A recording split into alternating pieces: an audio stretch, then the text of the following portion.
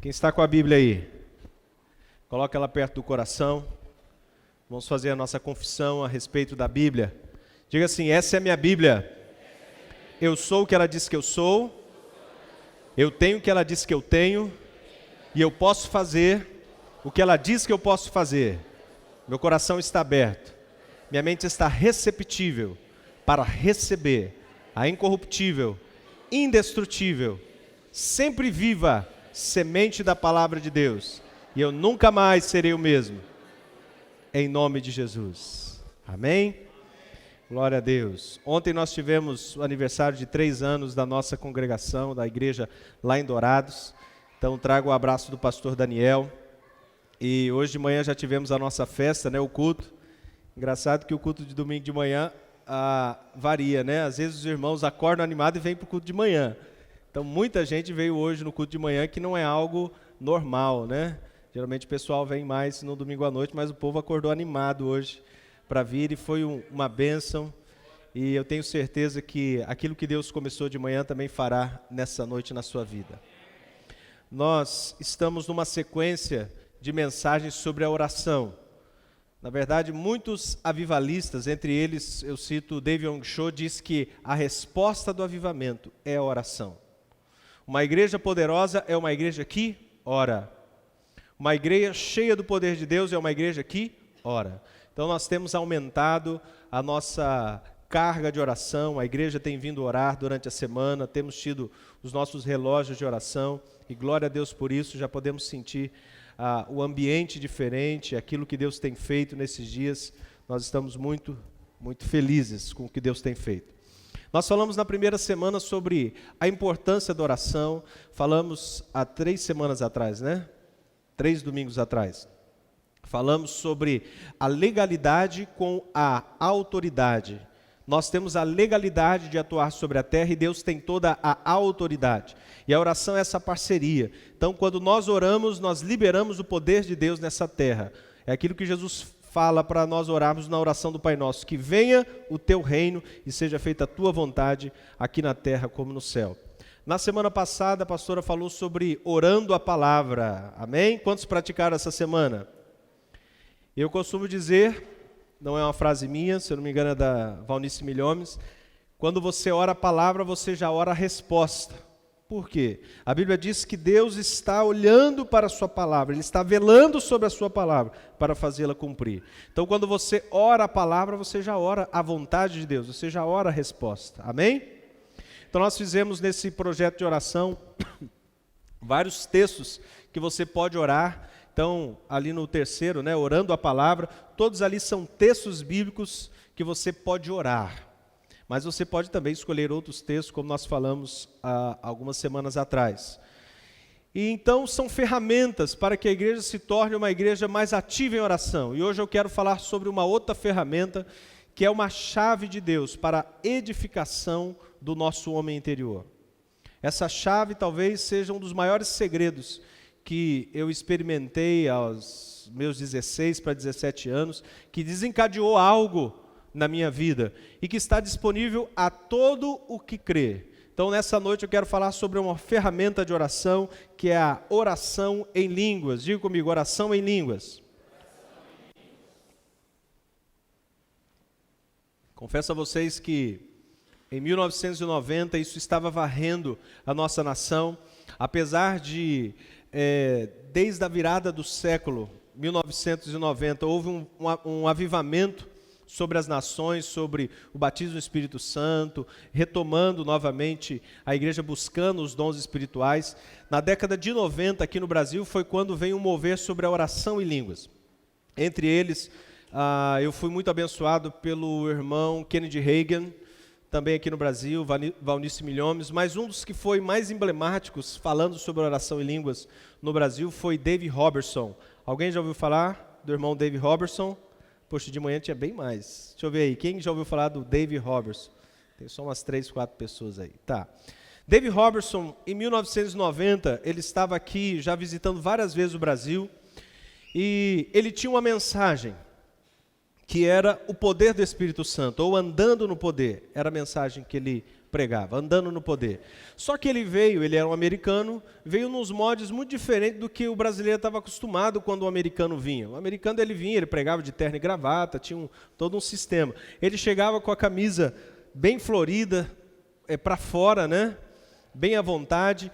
E quando ele chegava para as suas conferências, não tinha um momento de louvor, adoração, como nós tivemos agora há pouco. Ele chegava e começava a orar pelos enfermos. Entre elas, uma das pessoas que teve um impacto na sua vida foi o pastor Luciano Subirá. Esse você já deve ter ouvido ou não? Quem já ouviu falar pastor Subirá? Ok. E ele conta que ele ainda era muito jovem e ele estava buscando esse poder do Espírito Santo. E aí ele foi numa dessas reuniões, só que ele não chegou em tempo de sentar muito próximo ali do altar, porque ele queria não só ouvir a mensagem, mas ver o poder de Deus ali na igreja. E aí ele ficou num salão ao lado, que era o telão, aí ele ficou bem na frente. Só que naquela noite, o pastor Dave, ou o irmão Dave, como ele se anunciava, irmão Dave Robertson, ele foi para o telão orar pelas pessoas, logo ali no começo, antes de pregar. E quando ele estava ali, ele disse: olha, o Senhor está me mostrando um jovem que ele tem as pernas são tortas. Para você entender, ela parecia uma pessoa que andou muito a cavalo, né? Ela parecia um arco. E aí ele começou a citar, e aí ele apontou: e é você, jovem? E esse jovem estava do lado na época, jovem, Luciano Subirá. E aí ele ficou ali, colado o olho para ver o que ia acontecer. E aí ele chegou, agarrou as pernas do rapaz e ele falou em inglês: in Jesus' name. Não deu nem tempo do tradutor dizer em nome de Jesus. Traduzir, a perna do rapaz começou a voltar ao seu lugar. E ali muitos milagres estavam acontecendo nas suas reuniões. E quando ele terminava de orar pelos enfermos e por batismo do Espírito Santo, ele subia no altar e começava a pregar dizendo o seguinte: quem quer ter o que eu tenho? E o pessoal levantava a mão, levantava o pé, né? Todo mundo queria aquilo. E ele falava o seguinte, sempre contava a mesma história: se você entender o que eu vou falar agora para vocês, vocês poderão experimentar tudo isso que eu tenho experimentado. E ele contava como foi a sua experiência com Deus. Ele era um membro daquelas igrejas ultra, mega, hiper, nitro pentecostal. E aí um dia ele teve um sonho, e nesse sonho ele entendeu que Deus estava chamando ele para o ministério. Só que como uma pessoa muito inexperiente, ele não entendeu que havia um processo para isso. E aí ele falou para a esposa: olha, Deus está me chamando para o ministério, você está comigo? Ela falou: estou. Nem se for para a gente morar debaixo da ponte, comer arroz e feijão. Se fosse hoje ele ia falar só feijão, ou só arroz, né? Ela falou assim: não, tudo bem. E aí ele foi e pediu as contas do trabalho dele. Só que quando ele pediu as contas do trabalho, aí ele não tinha o que fazer. Porque mesmo sendo o evangelista é aquele que prega voltado para fora da igreja, ele precisava estar nos moldes da igreja, os pastores liberar a igreja para que ele pudesse pregar. E ninguém queria liberar a igreja por irmão David, ninguém conhecia, nem sabia quem ele era. E aí ele falou assim: bom, a Bíblia diz que quem não trabalha não come. Então, para não entrar num ambiente de vagabundagem espiritual, eu vou orar 8 horas por dia, porque eu levava 8 horas por dia trabalhando para ganhar o meu sustento, então eu vou orar 8 horas por dia, para que Deus assim entenda que eu não estou com preguiça, ou não estou querendo ficar nesse ar de vagabundagem espiritual. Vou estar orando e Deus vai entender que eu estou aí trabalhando para o rei.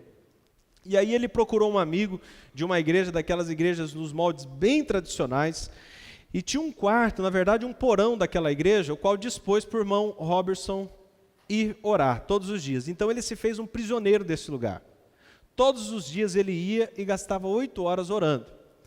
Ele disse que ele ouvia um apito de uma fábrica de longe, que ele sabia que ali o pessoal tinha 15 minutos para ir para o banheiro, comer alguma coisa e voltar para o trabalho. É quando ele parava de orar, e ele esticava uns 15 minutos ali a sua perna, tomava uma água e voltava a orar. Só que como ele era nos modos daquela igreja que para orar tem que ser de joelho, ele passava 8 horas de joelho orando. Só que no primeiro dia, antes de dar 1 hora, ele já tinha orado tudo que ele sabia. Ele já tinha até orado pelos como é que seja, os missionários da África, da Índia. Ele já tinha repreendido as baratas ali do porão, ele já tinha feito tudo que ele sabia em oração. Aí ele falou o seguinte: o que eu vou fazer então? Eu vou orar em línguas. Então ele gastava cerca de 7 horas orando em línguas. Ficava 8 horas ali, ele orava um tempo, depois começava a orar em línguas. E aí os amigos dele sabiam da situação toda, né? Passado algum tempo, sei lá, algumas semanas, alguns meses, perguntavam para ele: e aí, irmão David, como é que tá? Como é que você está se sentindo? Imaginava que ele saía daquele lugar meio que flutuando, né? Meio falou assim: ó, o que você está sentindo? Eu falei assim: garganta seca e boca cansada. Só isso que eu estou sentindo. Mas você não está sentindo nada? Estou sentindo nada. Mas ele continuou persistindo ali, sem saber o que Deus iria fazer, e ele continuava todos os dias, 8 horas naquele lugar orando. E aí, naquela denominação, estava passando um dos líderes, um dos nomes muito proeminentes daquela denominação, e ele ia pregar numa outra cidade, mas naquele dia pregaria naquela cidade onde ele estava.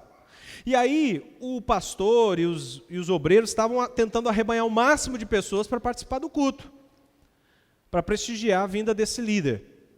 E aí pediram para ele também participar, ainda que ele não era da igreja, mas pelo menos ele fazia um volume ali, né? E aí ele orou e falou: bom, Deus, acho que o Senhor não vai se importar eu sair um pouco desse porão para orar, ou para ouvir a Tua palavra. E vai ser uma oportunidade também de eu esticar as pernas, né? E aí então ele saiu do porão aquele dia e foi participar desse culto, dessa igreja muito tradicional. Só que para ele, para os moldes dele, ele achou tudo muito estranho. Primeiro serviram um cafezinho, ele se sentiu muito chique, né? Tomando um cafezinho, aí daqui a pouco o pessoal sentou, aí anunciaram o pregador, e o pregador, ele tinha todo o sermão dele escrito. Então ele começou a ler o seu sermão. Aí para ele, nos moldes da igreja que ele era, aquilo parecia muito chato. Aí ele começou a ficar meio enfadonho, e ele falou: mas eu não posso ir embora daqui, né? Eu tenho que honrar o pastor que está aí, eu vou ficar aqui. Mas ele estava achando aquilo muito, muito chato. Então, enquanto o pastor estava lendo o seu sermão, de repente ele teve uma visão. Era algo como se um raio-x aparecesse na frente dele, e ele viu como esse osso aqui, o fêmur, esse osso superior da perna, atrofiado uns 6 centímetros, 6 a 7 centímetros. E na junta do fêmur, algo como parecia um artrose. E aí quando ele estava tendo aquela visão, ele brinca que ele não sabe, está dando um pane aqui, alguma coisa aí. Tudo bem aí ou não? Entre mortos e feridos, salvaram-se todos? Então tá bom. Acho que está oscilando, né, a energia. Então ele teve essa visão, enquanto ele estava vendo esse fêmur, e aí ele pensou, ele fechava o olho, ele abria e continua vendo, falou assim: será que colocaram alguma coisa no meu café? Ele achou que tinha bebido alguma coisa estranha. E aí de repente ele olha para a mulher do lado, e a mulher estava com 2 muletas. E aí ele falou: senhora, vai saindo, um por um. Amo Jesus. Aí ele falou assim: senhora, a senhora tem um problema de um encurtamento no fêmur de 6 centímetros? Ele falou: sim. E também na junta, algo como artrite, artrose? Ele falou: sim. E aí ele entendeu naquela situação que Deus estava pedindo para ele orar por aquela mulher. E aí ele vira então para aquela mulher e fala: eu posso orar por você? O culto estava acontecendo. Para uma mulher dos moldes tradicionais, ela entendeu o seguinte: que ele ia chegar em casa e apresentar a vida dela em oração na sua casa, né? Aí ela falou: claro, pode orar por mim. Aí ele levantou, agarrou as pernas daquela mulher e discretamente, como todo bom pentecostal, começou a orar: em nome de Jesus! Aí o pastor que estava falando ali, né, tomou um susto e parou a mensagem, já mandou um pastor auxiliar correr lá, interromper a bagunça, só que não deu tempo, o pastor auxiliar foi um pouco lento. Quando ele foi para acabar com o tumulto, a perna da mulher já estava crescendo. E aí a mulher começou a gritar, e ela se levantou, soltou as muletas, e aí foi aquela barulheira, né? E ela começou a gritar: e eu posso andar, e foi curada. Aí de repente ela parou e falou assim, e todo mundo conhecia o problema dela, sabia da enfermidade, falou assim: ocorreu algo a ela: se eu fui curado, você também pode ser curado. Então o irmão David vai orar por vocês, pode vir aí todo mundo que está enfermo que ele vai orar. Aí o pastor não teve que fazer outra coisa a não ser sentar, né? Aí o irmão David tomou conta da reunião. Aquela igreja com certeza nunca mais foi a mesma. Aí ele começou a orar pelos enfermos, Começou a orar pelas pessoas, só que aí aconteceu algo muito estranho. Ele foi orar para uma pessoa e quando ele impôs as mãos assim, de olho fechado, ele foi orar por ela, impôs as mãos, a cabeça da pessoa sumiu. Aí ele falou, meu Deus, será que a pessoa foi embora no meio da oração? Mas ele continuou ali orando. Aí quando ele abriu os olhos, a pessoa estava caída. É a primeira vez que ele tinha visto uma pessoa cair no poder do Espírito. E aí ele foi e colocou a mão sobre outra pessoa e também a pessoa sumiu de sobre a mão dele, mais uma pessoa. Então as pessoas começaram a cair no poder do Espírito, muitos milagres estavam acontecendo. E aí ele falou para os jovens, né, vocês querem ter o que eu tenho? E aí eles foram para frente, ele começou a orar e os jovens começaram a ser batizados no Espírito Santo. Resumindo, quando ele saiu daquela reunião, ele foi em direção ao portão, ele abraçou o portão e começou a chorar. E falou, Deus, como é que o Senhor pôde usar dessa maneira uma pessoa como eu? E ele fala que ele ouve o Espírito Santo falar para ele, na verdade, David, você não foi predestinado, um evangelista, para fazer isso. Acidentalmente, você descobriu uma chave que desatou o poder na sua vida, que é a oração em línguas. Então, a partir dali, ele passou a ensinar esse princípio, não só nos Estados Unidos, como em várias partes do mundo, inclusive no Brasil. E eu, nessa época, eu tinha em torno de 16 anos, eu já estava impactado com essa mensagem, eu queria muito ser batizado no Espírito Santo. Eu lembro que, na Páscoa de 89, a nossa igreja foi para um congresso, e eu lembro que eu participei de todas as reuniões de oração, com um objetivo, eu quero ser batizado no Espírito Santo, eu quero falar em línguas. Porque todo mundo da minha casa era batizado no Espírito Santo, só eu que não, me achava um patinho feio, né? Falei, Deus não me ama, mas nesse congresso eu vou ser batizado. E eu participei das vigílias, eu participei das reuniões de oração, o pessoal chamava para vir na frente no púlpito, eu ia, e eu agarrava o altar lá e falava, Deus, eu quero sair daqui batizado. Mas eu saí muito frustrado daquele congresso, porque eu não fui batizado no Espírito Santo. E em janeiro de 90, eu fui para uma igreja lá em Goiânia, estava de férias na casa dos parentes, fui em Goiânia, e numa igreja chamada Batista Central, se eu não me engano, estava um pregador muito usado por Deus. E ele era aqueles nordestino bem arretado, para vocês terem uma ideia, ele não tinha muita papa na língua, né? Ele tinha muita revelação de Deus. Eu lembro de uma dessas revelações que ele estava tendo, ele falou o seguinte, tem aqui um jovem que começou a namorar uma moça, e essa moça é uma Jezabel, é uma Dalila, e tarará, e começou a descrever a vida dele, falou assim, eu quero que você venha aqui na frente. E esse rapaz veio na frente, só que a namorada estava do lado. Entre outras coisas, eu lembro que ele falou de uma sogra, né?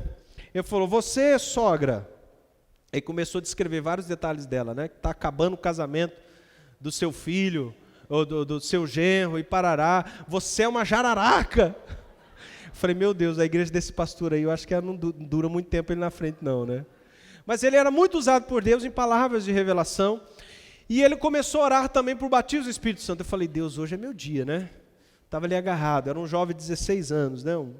E eu agarrado falei, Deus, hoje é meu dia. E aí ele virou para o coral, tinha um grande coral assim atrás do púlpito, e aí ele virou para o coral e falou, receba o batismo do Espírito Santo. Aí o pessoal começou a ser batizado, aquele fogo. E eu tinha a ideia de quando a pessoa era batizada do Espírito Santo, sabe aquele negócio que os jovens veem aí no videogame, um Hadug, né? Hadug, aquela bola de fogo que mandava assim, porque os caras parece que recebiam aquele negócio, saía cantando e sapateando, e eu falava, esse negócio deve ser bom, deve ser desse jeito, você não se controla, né? Você vê anjo, você vê as coisas coloridas, é uma coisa mais ou menos assim. E eu fiquei esperando isso, né? Porque eu vi alguns fazendo assim, né? Era batizado, saía sapateando e batendo nas cadeiras, eu achava que isso aí era o batismo do Espírito Santo, se não fosse assim, não era. Então eu falei, vai ser um Hadug assim, né? Receba! Aí eu fiquei lá esperando, né?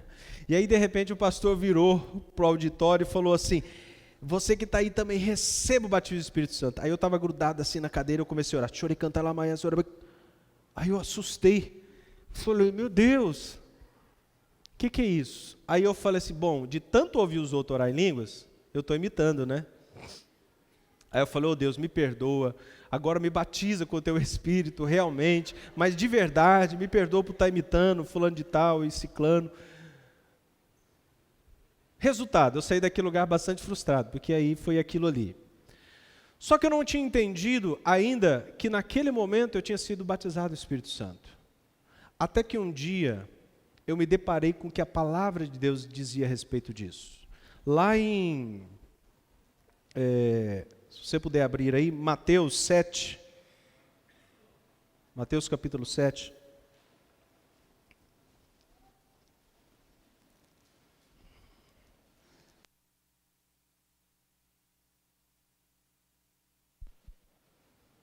A partir do versículo 7.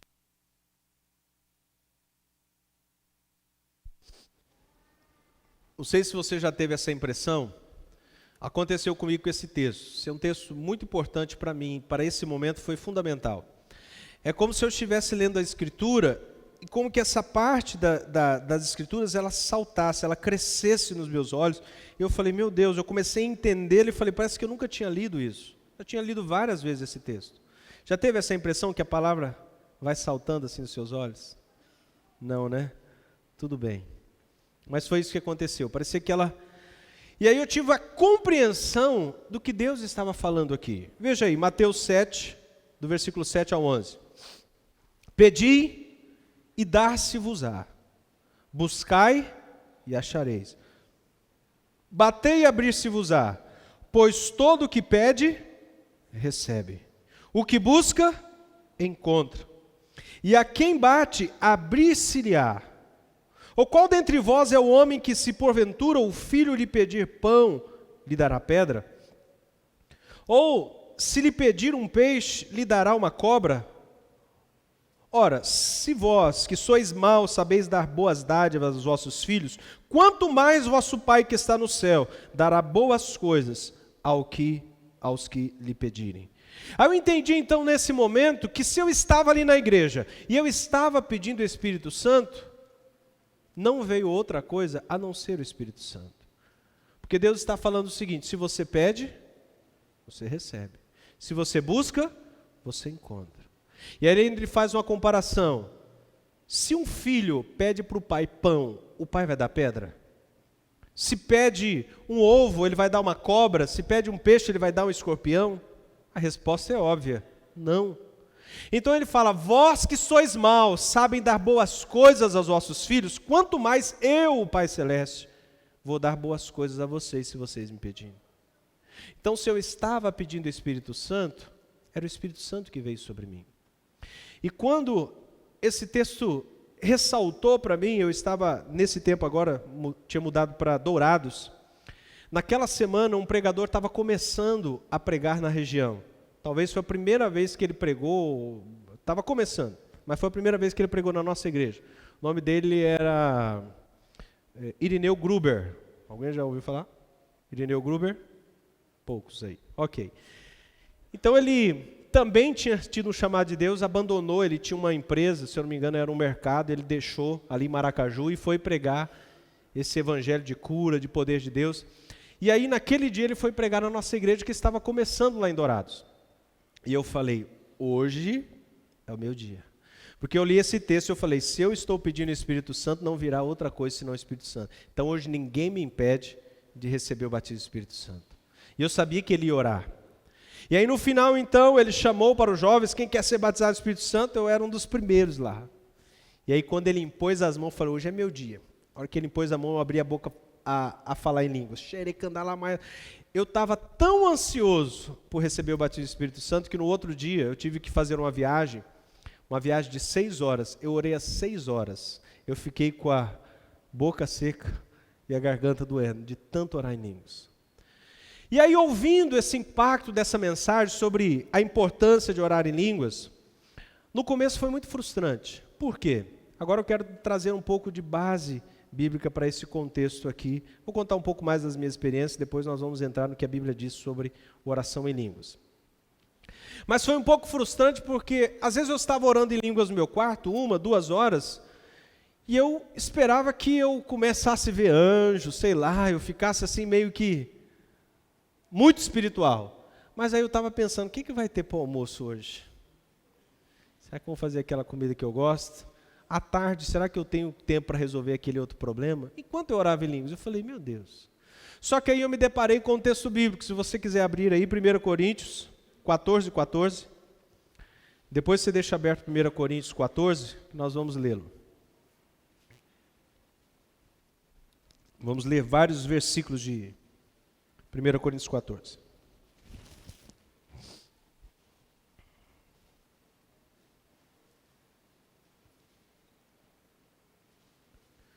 Primeira Coríntios capítulo 14, versículo 14. O texto diz o seguinte: porque se eu orar em outras línguas, o meu espírito ora de fato, mas a minha mente fica infrutífera.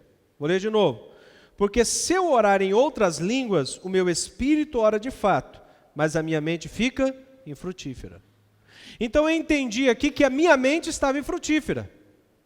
Não passava pelo processo da minha mente.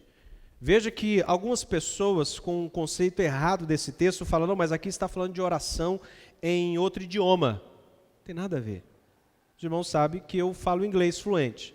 Todas as vezes que eu vou falar inglês, conversar com alguém em inglês, eu tenho que pensar 2 vezes mais do que eu penso no português. Então a minha mente não está infrutífera, eu tenho que me concentrar naquilo que eu estou falando. E é tanto que ele está falando, a sua mente fica infrutífera, mas o seu espírito está orando de fato. Então é claro que ele não está falando aqui de uma língua natural, mas uma língua do espírito. É tanto que depois Paulo vai explicando. Então o que eu vou fazer quando eu estou orando em línguas? Ora também na sua mente. Então eu desenvolvi uma técnica, né? Quando estamos fazendo alguns afazeres em casa, né? Dividindo ali o serviço, quando tem aquela pilha de louça para lavar, eu já coloco uma mensagem para eu ouvir. E aí, enquanto eu estou ouvindo a mensagem, eu estou orando em línguas e estou lavando. Não precisa de estar pensando no que eu estou orando, porque o meu espírito está orando de fato. Amém? Mas a minha mente está infrutífera. Então eu estou ouvindo uma mensagem, sendo edificado na minha mente, estou orando em línguas e ainda fazendo um dever de casa que não envolve muito raciocínio. Então você pode orar em línguas na onde você estiver, no trânsito, no trabalho, a não ser que você seja um atendente, né? Você está lá choricando, uma pessoa fala, o que foi nada? Aí não dá. Mas você está no trânsito, você está em outra coisa, você está, porque quem ora em línguas a si mesmo se edifica. Eu vou falar um pouco mais sobre isso daqui a pouco. Mas o que aconteceu? Nos 6 primeiros meses, eu entendi que minha mente estava infrutífera, então eu resolvi praticar. Eu orava muito em línguas todos os dias. Então eu estava agora com cerca de 17 anos, quase um ano depois. E parecia que nada mudou, muita coisa não tinha mudado, aparentemente. Só como a Bíblia fala que quem ora em línguas a si mesmo se edifica, imagina uma casa que está sendo edificada. A cada dia algo está acontecendo. Mesmo que eu não estava vendo, o meu interior estava sendo edificado. E aí eu comecei a notar que eu comecei a entender mais o que a Bíblia estava dizendo. Era como se eu estivesse tendo mais revelação da palavra. Então a primeira coisa que eu comecei a notar, que a Bíblia se tornou algo mais real para mim. A primeira coisa. A segunda, a sensibilidade com respeito ao pecado. Lembra que eu era um jovem, 17 anos, e era uma fase que você está assim, né, já pensando em namoro. E na igreja tinha algumas pretendentes, então você estava aquela batalha do jovem, namora, não namora. E orando em línguas, não que não havia uma luta, mas elas se tornaram mais fracas, porque eu estava mais forte no meu interior para dizer não ao pecado. E eu comecei também a ter mais direção de Deus com respeito a decisões a serem tomadas. Com respeito ao relacionamento, isso é muito importante, quero enfatizar aí, principalmente você que ainda vai casar, jovem. Diz que se você vai tomar uma decisão com respeito a trabalho, com respeito à faculdade, você deve orar. Mas se é respeito a casamento, você deve orar pelo menos umas 3 vezes mais do que qualquer outra coisa. Porque o seu sucesso ou seu fracasso vai depender muito com quem você se casou. Por quê? Porque essa pessoa pode ser um tremendo estorvo na sua vida. E aí você está ali enlaçado e isso vai se tornar um grande embaraço. E eu lembro que, especialmente nessa fase de 17 anos, tinha uma moça da igreja que ela tinha se apaixonado por mim. E eu tocava no louvor e ela tocava também, ela era tecladista. E aí o que ela fez? Ela conquistou primeiro meu pai, a minha família, né? Então meu pai já estava assim, querendo que, olha, essa é uma boa pretendente, meio que incentivando eu começar um namoro com essa moça. Como se não bastasse, a família dela também começou a exercer uma pressão. Ela tinha alguns irmãos e 2 das irmãs já me chamavam de cunhadinho. Ô cunhadinho, não sei o quê. Mas eu estava nessa fase de buscar a Deus e orar em línguas. E eu lembro que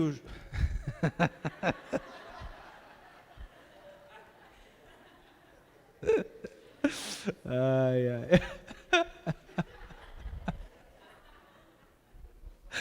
Eu vou falando desse assunto, você vai ficando emocionado. Ai, ai. E eu lembro que assim, os jovens terminavam o culto, vamos lanchar, Dourados tinha muito disso, né? Vamos em tal lanchonete. Aí todos os jovens da igreja iam para aquela lanchonete, nós íamos comer. E às vezes quando eu ia com os jovens, e se eu sentasse próximo dessa moça, a gente começasse a conversar, eu chegava em casa, eu tinha dentro do meu interior uma impressão que eu descrevo o seguinte, parecia que eu estava lavando os pés sem tirar meia. É como se algo estivesse errado. Mas aparentemente aos olhos humanos, bom, meu pai achava um bom partido, a família dela, ela era crente, estava na igreja, era do louvor, então parecia ser uma boa moça para começar um relacionamento. Mas havia algo no meu interior que dizia que não era o propósito de Deus para mim, que aquilo ia atrapalhar algo na minha vida.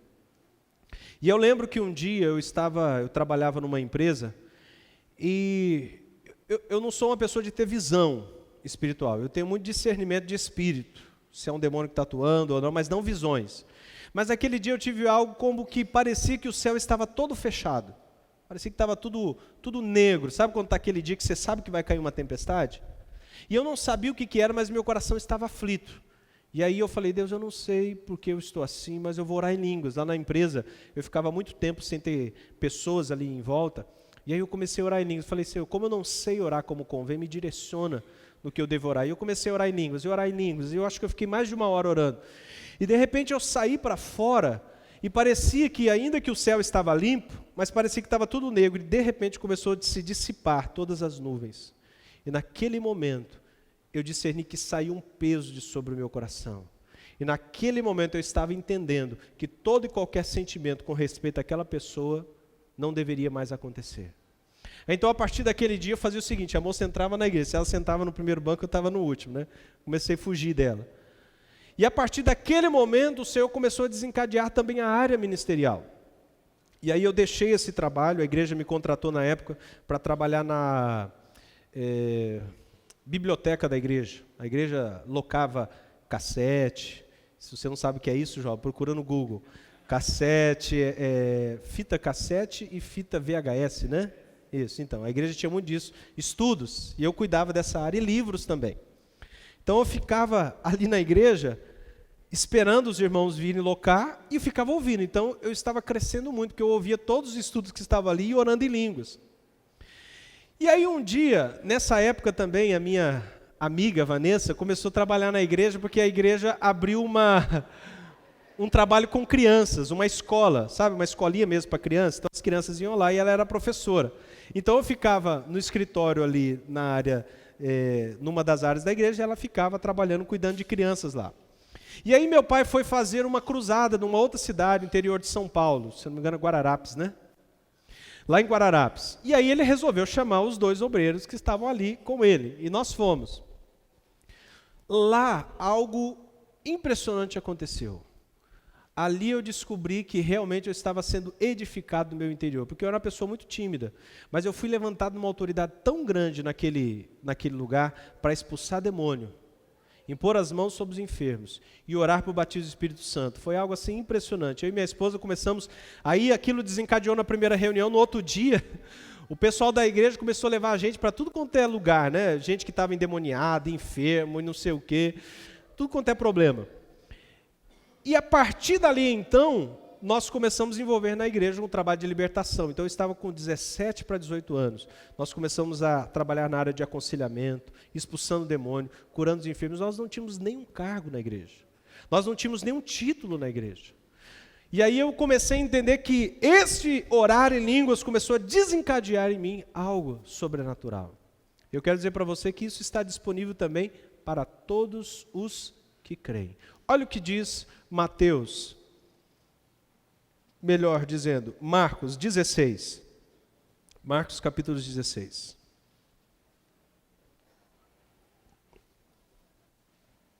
Marcos capítulo 16. É claro que depois disso, aí sim, aí a gente se mergulhou no ministério e não saiu mais, né? Isso foi em 92 para 93. Aí vocês fazem a conta, quanto tempo no ministério. Aí em 97, nós começamos a trabalhar na igreja em 93. Aí em 97 nós fomos ordenados ao ministério pastoral. Então, desde 97, nos tornamos também um pastor auxiliar naquela igreja. Então já vai para 18 anos, né? 97, já perdi até a conta. 19 anos, né? 7 de novembro de 97. Olha o que diz esse texto, Marcos, capítulo 16, versículo 17 e 18.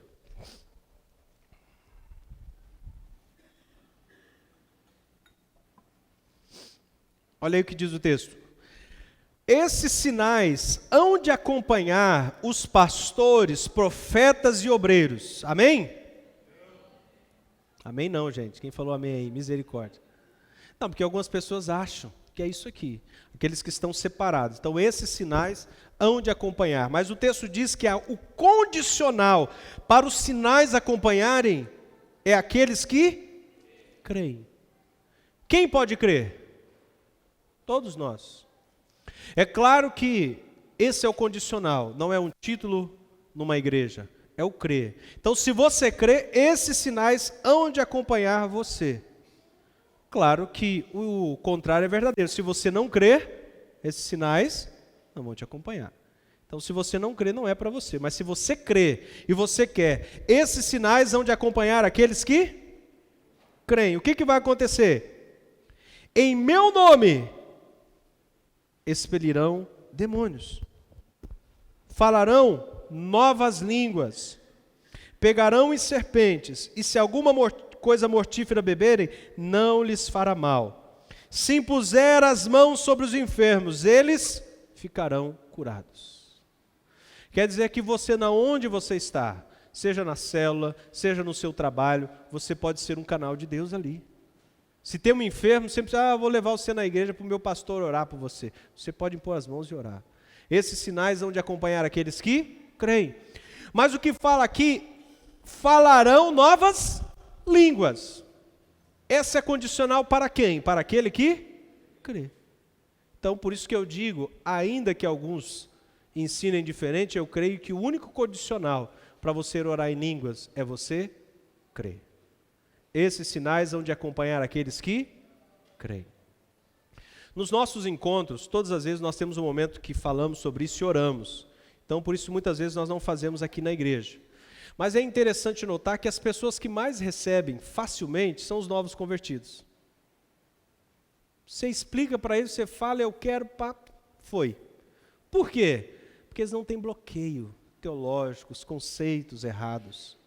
E tem aquelas pessoas que querem muito, entendem, mas eles já estão tão bloqueados que você ora, tem uns que você já aumenta até a calvície do irmão, de tanto pôr a mão, né, para ele receber, o irmão vem toda vez e nada acontece.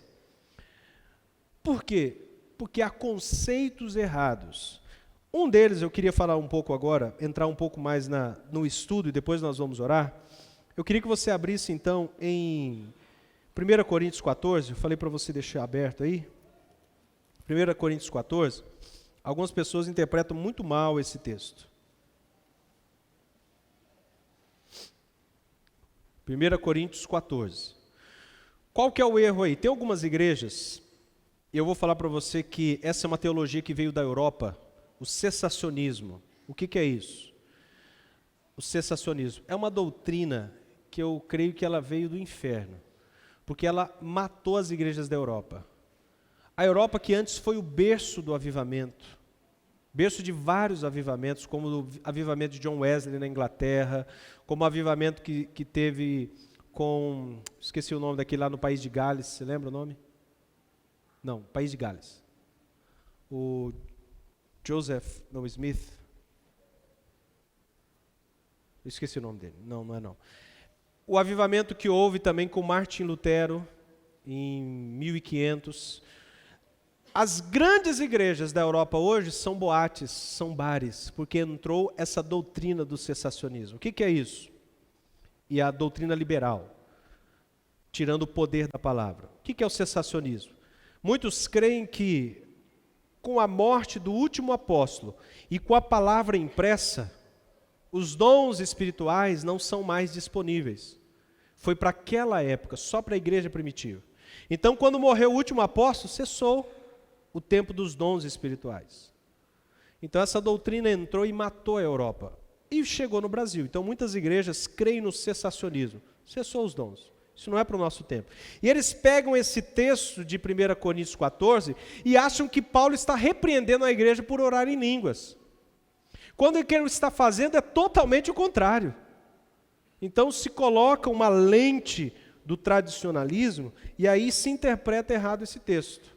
O que Paulo está fazendo aqui? Ele está botando ordem numa igreja, a igreja de Coríntios, que era uma igreja ultra, mega, hiper, power, nitro pentecostal. O que acontecia? O pessoal estava tanto nesse mover de orar em línguas que eles vinham para as reuniões e eles não falavam mais em línguas que o povo entendia. Então era como se o pastor chegasse aqui e falasse: hoje eu tenho uma palavra de Deus para vocês. E começava a orar em línguas. As pessoas começavam a cantar, cantavam em línguas. E Paulo falou: olha, o que acontece aqui, aí ele começa a falar do dom da profecia, de exortação, de edificação da igreja e da oração em línguas com interpretação. Porque há uma diferença entre oração em línguas para edificação e oração em línguas para interpretação, para edificar a igreja e não a você. Então ele está colocando essa ordem numa igreja que estava bagunçada. E ele vai explicando, fala assim: vocês têm que deixar de ser menino no saber. Imagina um iletrado ou incrédulo entra na igreja, num culto de vocês, e vocês estão tudo orando em línguas. O que ele vai falar? O que você falaria? Você que ainda não era convertido, chega numa igreja e o pessoal está tudo orando em línguas altas. Fala: esse povo é tudo doido. É isso que Paulo está explicando. O povo vai chegar e vai achar vocês tudo doido. E ele dá uma revelação aqui, inclusive no versículo... acho que eu já até li, 14. Porque se eu orar em outras línguas, o meu espírito ora de fato. Não, na minha mente fica furtivo, está certo. Aqui ele fala, mente ora de fato. Mas é outro aqui. Acho que eu coloquei só no esboço de vocês. Versículo 2, do capítulo 14. Pois quem fala em outras línguas não fala a homens, senão a Deus, visto que ninguém o entende, e em espírito fala mistérios. Versículo 4. O que fala em outras línguas, a si mesmo se edifica. Então ele não está falando contra a oração em línguas, ele está falando: olha, quando você ora em línguas, você ora de fato, mas ninguém está entendendo. Então na igreja, as pessoas não estão sendo edificadas. E ele fala: quando você ora em línguas, você está edificando a si mesmo, mas na igreja, a visão é edificar todos. Então imagina entrando uma pessoa, ele está falando sobre a profecia, o incrédulo, e você começa a dar glória a Deus, você começa a falar dos mistérios de Deus, você começa a trazer revelação até da vida da pessoa, essa pessoa fala: que trem doido é esse? Quero esse Deus. Diferente de orar em línguas. E aí ele começa a falar: então na igreja, se eu estou aqui pregando, aí imagina que um irmão aí se levanta e começa a orar em línguas. Vocês naturalmente vão parar de prestar atenção no que eu estou falando. Então aquilo que eu estava ensinando vai virar uma bagunça. Levanta o Rui lá no fundo e começa a orar em línguas bem alto. Aí o que Paulo fala? Precisa que alguém interprete. Por quê? Porque a visão no culto é a edificação do corpo. Então se o irmão Ruizão lá começar a orar em línguas alto, é bom alguém começar a interpretar. Porque senão eu vou perguntar: irmãos, alguém está tendo a interpretação dessa língua que o irmão está falando para edificar o corpo? Aí alguém fala assim: pastor, eu estou tendo. Ou alguém fala: não, ninguém. Fala assim: então, irmão Rui, pode orar mais baixo um pouquinho? Para eu terminar de pregar? E ele fala: se isso acontecer, sejam 2, no máximo 3 pessoas. E que haja interpretação. Mas no final ele fala: se não, fica orando consigo mesmo e com Deus.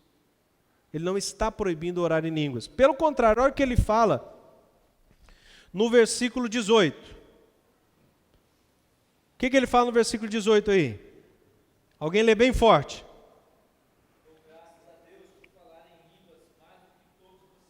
Olha o que ele diz: dou graças a Deus porque falo em outras línguas mais do que todos vós.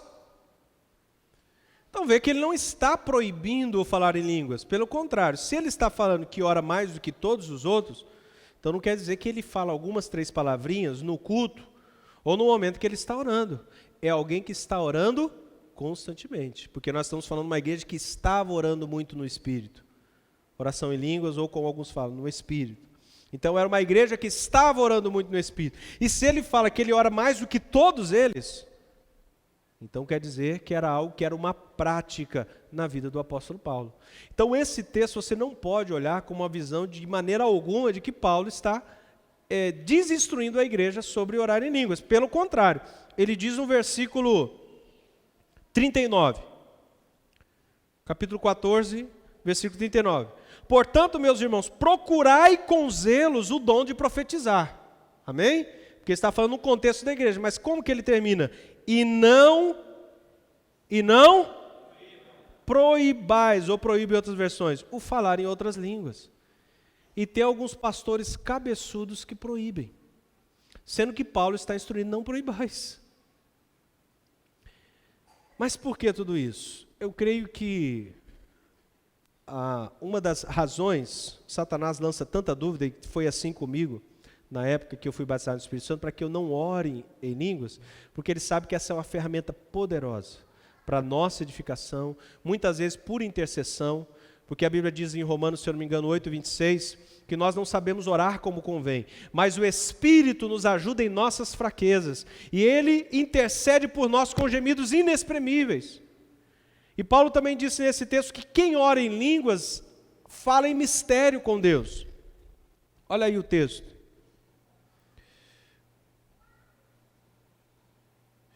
Versículo 2, capítulo 14, que é o que estamos estudando. Pois quem fala em outras línguas não fala a homens, senão a Deus, visto que ninguém o entende. E em espírito fala mistérios. Eu creio que isso é uma coisa que deixa até o diabo confuso, né? Você está orando ali, é uma linguagem entre você e o seu pai. Só o Senhor entende. Aqui fala, você está falando mistério com Deus. Então por isso essa tentativa de Satanás de barrar isso na igreja. E eu confesso para vocês que eu usei demais essa ferramenta no começo do meu ministério. Mas como eu falei para vocês aí, desde 93, e se passaram anos. Não que eu não use essa ferramenta, mas eu deixei com certeza a desejar nos últimos anos, orando muito menos. Enquanto eu estava preparando essa mensagem, quando nós estamos dando estudo sobre oração, eu falei, Deus, o que o Senhor quer que fala na próxima semana? E o Senhor me trouxe essa palavra sobre voltar às práticas das primeiras obras, voltar ao primeiro amor. Então, eu essa semana voltei a essa prática, orar intensamente em línguas, mas eu quero conclamar a igreja a voltar à prática dessa ferramenta poderosa. Não só 10 minutinhos, não aqui apenas na igreja, mas em todo o tempo, na onde você estiver. Ora em línguas, porque quem ora em línguas, a Bíblia diz, a si mesmo se edifica. Judas, versículo 20, porque não existe capítulo em Judas, tá gente? Só existe um capítulo. Judas, versículo 20, vós, porém, amados, edificai-vos na vossa fé santíssima, orando no Espírito. Então, quando você ora em línguas, você edifica a si mesmo. Você vai ter mais sensibilidade ao Espírito. Você vai começar a ser usado com poder pelo Espírito Santo. Posso ouvir um amém? Amém. Uma ótima oportunidade de dizer amém. Então, nesse dia, eu quero conclamar à igreja, aqueles que estavam adormecidos, se despertem. Eu vou orar por esse renovo na sua vida. Mas aquele que não foi batizado no Espírito Santo e que quer orar em línguas, eu quero dizer para você que esses sinais vão de acompanhar aqueles que creem. E que o Pai que sabe dar boas coisas a você, se você nessa noite, é só os que querem, não é obrigado, amém? Nada é obrigado no reino de Deus. Mas aqueles que querem, daqui a pouco eu vou chamar, você vai vir à frente. Só que venha nessa consciência, eu estou pedindo ao Pai Celestial, o Espírito Santo. Ele não me dará outra coisa a não ser o Espírito Santo. E a partir de hoje aí você vai usar essa ferramenta. Eu queria ler mais um texto. Abra aí de novo Mateus. Nós vamos reforçar esse texto.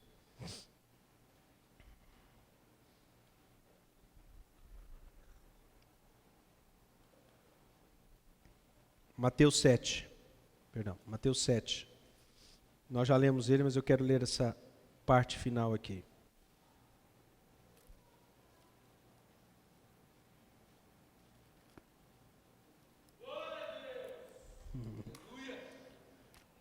Amém. Pode dar glória a Deus, viu, meu povo? Versículo 9, Mateus 7. Ora, qual dentre vós é o homem que, se porventura o filho lhe pedir pão, lhe dará pedra? Ou se lhe pedir um peixe, lhe dará uma cobra? Ora, se vós, que sois maus, sabeis dar boas dádivas aos vossos filhos, quanto mais vosso Pai, que está no céu, dará boas coisas aos que lhe pedirem. Tudo quanto, pois, quereis que os homens os façam, assim fazei vós eles, porque esta é a lei e os profetas. Eu queria falar ainda uma última coisa. Você que ora em línguas e você ouvindo essa mensagem, geralmente a gente sai daqui, né? Empolgado. Semana eu vou orar. Passa uma semana, duas, você vai esfriando. Que seja persistente. Persistente. É igual alguém que comprou uma bicicleta ergométrica, ou aquelas pessoas que compram a esteira, né, e colocam no quarto. O que vira geralmente? Vira varal, vira... Eu lembro um amigo meu que comprou uma, ele falou, eu vou comprar essa cara aqui porque aí eu vou usar. Isso faz uns 6 anos, ele pagou 6 mil, parcelou, falou, vou comprar essa top aqui. Passado algum tempo, eu falei, quantos quilos você já perdeu na esteira? Falou assim, nenhum. Eu falei assim, mas essa esteira não é boa? Quanto tempo você está gastando nela? Falou assim, tinha que andar, né? Tinha que usar ela. Eu falei assim, mas não, meus filhos estão usando. Mas você? Não está usando. Não havia defeito na esteira. O problema é que a ferramenta não estava sendo usada. Não há defeito nesse dom, que eu creio que é para todos os que creem. O problema é que os crentes não estão usando a ferramenta. Então não adianta, não vai pastor, não adiantou muito não. Fui batizado no Espírito Santo, em conta, tal, mas mudou muita coisa. Eu falei assim, mas quanto tempo você tem orado no Espírito? Eu falei assim, mas era para orar, não era só no culto? Então é uma ferramenta para ser usada, em nome de Jesus. Nessa noite eu quero orar pelos enfermos. E nessa noite, depois que nós orarmos pelos enfermos, nós queremos orar também por aqueles que querem ser batizados no Espírito Santo e querem realmente essa ferramenta que o Senhor deu para todos aqueles que creem. Amém? Nesse momento quero, você feche seus olhos, eu gostaria de orar. Pai, nessa noite eu quero agradecer pelo Teu Espírito que está aqui, liberado nessa noite. Obrigado porque nós cantamos do Teu amor, que o Senhor nos ama. E o Senhor nos amou de tal maneira que nos deu o Seu Filho para morrer em nosso lugar. Se o Senhor deu do que era de melhor, o Seu próprio Filho, porventura o Senhor nos dará gratuitamente todas as outras coisas? Se o Senhor não poupou o Seu próprio Filho, por acaso o Senhor pouparia os dons do Espírito? Então nessa noite nós clamamos por esse liberar sobre a Tua igreja, em nome de Jesus. Nós clamamos nessa noite também por curas, por saúde, por libertação sobre a igreja, em nome de Jesus.